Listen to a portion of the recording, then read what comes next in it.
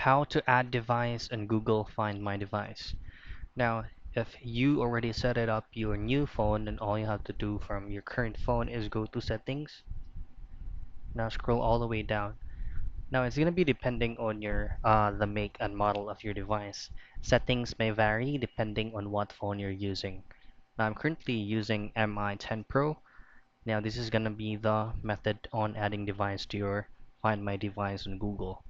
So again, go to settings, scroll all the way down and go to Google. Now from here, just tap on your current logged in account.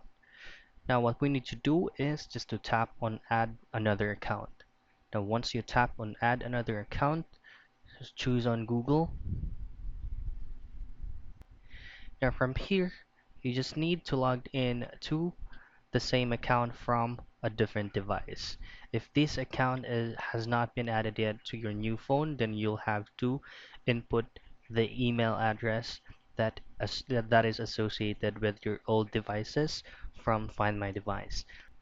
Now, once you have successfully logged in and everything is set up, it will automatically be synced and added to Find My Device on Google. So that's it. That's how you find, or that's how you add device on Google Find My Device.